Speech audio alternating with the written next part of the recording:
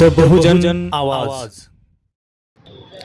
सरकारी निमसरकारी शिक्षकेतर कर्मचारी समन्वय समिती यवतमाळ जिल्हा द्वारा संप पुकारण्यात आलेला आहे आणि हा संप 21 एप्रिलपासून सुरू आहे।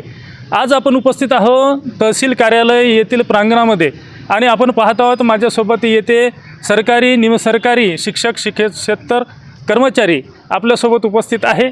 आपण प्रत्यक्ष त्यांच्याकडून जाणून घेऊया आणि त्यांच्याकडून मागण्या काय आहे, नेमकं काय त्यांचं म्हणणं आहे हे सुद्धा जाणून घेऊया। तर आपल्यासोबत येथे अधिकारी कर्मचारी उपस्थित आहे, प्रत्यक्षात आपण त्यांच्याशी बातचीत करूया आणि त्यांच्याकडूनच त्यांच्या मागण्यांचं आपण निवेदन नेमकं काय आहे हे जाणून घेऊया। सर, आपण 21 तारखेपासून संप पुकारलेला आहे आणि आपण मागण्या घेऊन बसलेला आहात। नेमक्या काय मागण्या आहे, कोणाच्या विरुद्ध आपला संप आहे, काय सांगाल? आधी आपलं नाव सांगा। माझं नाव अशोक निमकर, मी तालुका अध्यक्ष आहे महसूल संघटनेचा। हा जो आमचा संप आहे हा आम्ही शासनाला वारंवार निवेदनं देऊन आणि संप करूनसुद्धा शासनाने पेन्शनबाबत घेतलेल्या निर्णयाची अंमलबजावणी आतापर्यंतसुद्धा केलेली नाही आहे आणि आमच्या दीर्घकाळ प्रलंबित असणाऱ्या मागण्या याबाबत आम्ही राज्यभर सर्व सरकारी निमसरकारी शिक्षकेतर कर्मचारी बेमुदत संपावर दिनांक 21 पासून गेलेलो आहे। आमच्या प्रमुख मागण्या सुधारित राष्ट्रीय निवृत्ती योजनेची अंमलबजावणी करा, वाहन चालक व चतुर्श्रेणी भरतीवरील बंदी हटवा, कंत्राटी कर्मचाऱ्याच्या सेवा नियमित करा, चतुर्थ श्रेणी कर्मचाऱ्यांच्या मुलांना सेवानिवृत्तीनंतर नोकरीवर घ्या, सर्व संवर्गातील रिक्त पदे त्वरित भरण्यात यावी आणि सेवानिवृत्तीचे वय हे 60 वर्ष करावे। याबाबत आम्ही सरकारने याबाबत निश्चित असे शासन निर्णय काढावा, त्यानंतरच आम्ही हा संप मागे घेईल म्हणून आम्ही संपावर गेलेलो आहे। आपण पाहतो आहे मागील 21 तारखेपासून आपण संपावर बसलेला आहे। तर हे संप संपूर्ण राज्यव्यापी आहे का आणि यामध्ये एकूण कर्मचारी संख्येने किती बसलेले आहात? जिल्ह्याच्या ठिकाणी असो तालुक्याच्या ठिकाणी असो, काय सांगाल? सर, हा जो संप आहे हा राज्यभरात आहे आणि राज्यभरात एकूण 17 लाख कर्मचारी हे संपावर गेलेले आहे आणि हा संपाचा हा 4था दिवस आहे आणि हा नियमित संप सुरू आहे आमचा।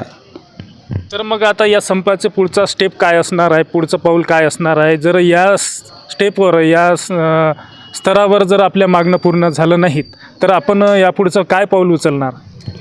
सर, याबाबत आमचे जे राज्यभर समन्वय समिती आहे त्या समितीनं शासनाच्या मुख्य सचिव यांनी बैठकीसाठी बोलावलेले आहे। त्यांच्यासोबत चर्चा करूनच त्यांच्या समन्वय समितीच्या आदेशालाच अधीन राहून आम्ही हा संप मागे घेईल तालुका लेवलवरची। ही बैठक किती तारखेला कधी बोलावलेली आहे?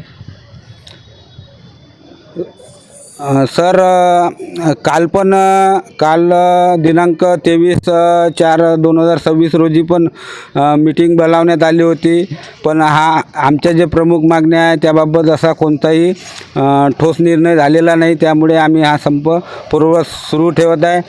ज्यावेळेस वरच्या लेवलला म्हणजे राज्य समन्वय समितीने शासनासोबत ज्यावेळेस मीटिंग होईल आणि चर्चा होईल त्यामध्ये जे निर्णयात्मक